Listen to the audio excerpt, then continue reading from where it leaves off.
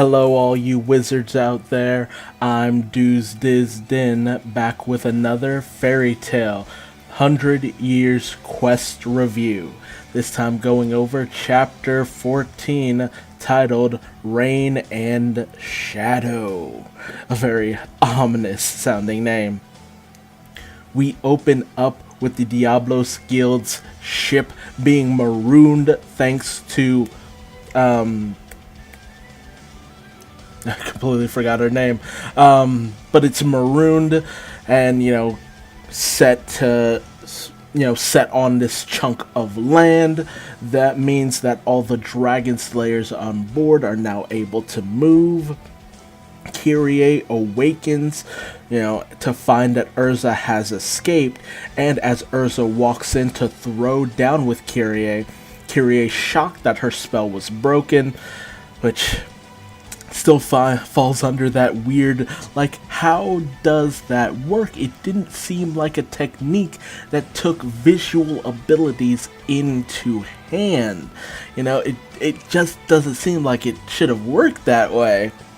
But whatever, Urza is determined to take Kyrie down and have her own revenge, saying that having Kyrie sleep would not have been satisfying in the end. We then have the head of the Diablos Guild, the Scullion Raider, notice that Natsu and Wendy have, removed their binds and have, become frees, basically. So he goes on the attack, ready to just kill them on the spot. Natsu goes in with his fire, and the Scullion Raider's just like, I'll just turn it to ash. And it's just like, but it's fire! That's not how that works. But nope, he turns Natsu's fire into ash, which is weird.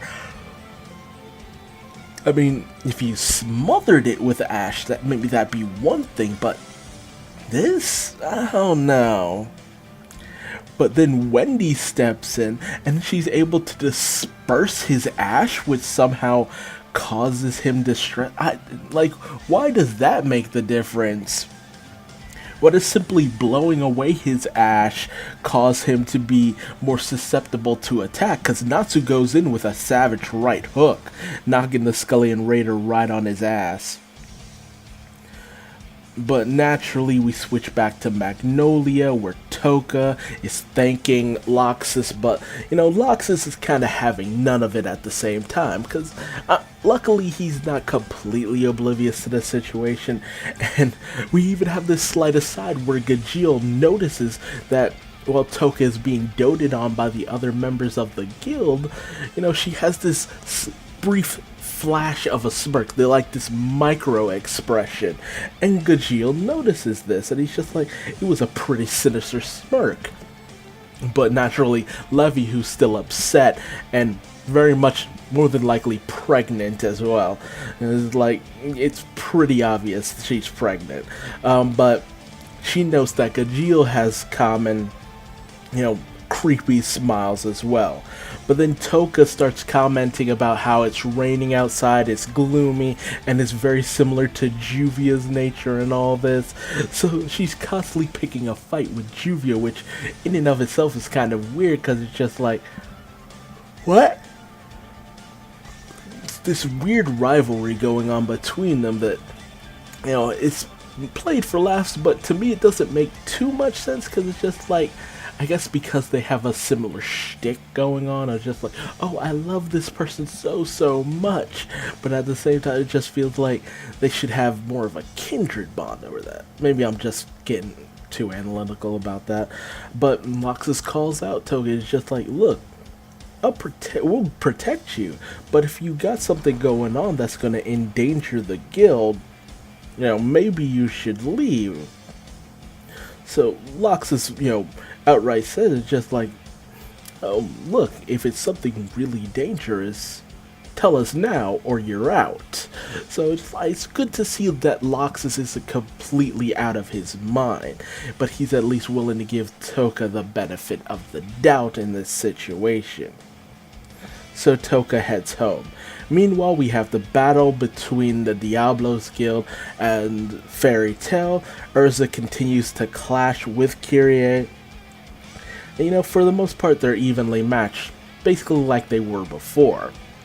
Like, honestly, the only thing that gave Kyrie the edge up before was when she cut, quotation mark, through Ezra's strength, her metaphorical strength. So, and Kyrie even goes on to say, like, how about I cut something else, like maybe your feelings of love for someone. It's just like, so Urza naturally freaks out because she's got this crush on Jalal. And naturally we cut back to him, and our chapter ends with Toka approaching Jalal in his room where he's staying out just to keep an eye on her. And Toka, in a very threatening moment, she's just like, stay out of my way. She doesn't mince words about this. It's just like, stay out of my way. But what's Toka's endgame here? That's the real question. What is she doing? Why is she here? What is she seeking to accomplish by coming into contact with Natsu? That's the real mystery of his as a whole. The whole thing going on between the Diablos Guild, Fairy Tail, the Holy Pentadrakes.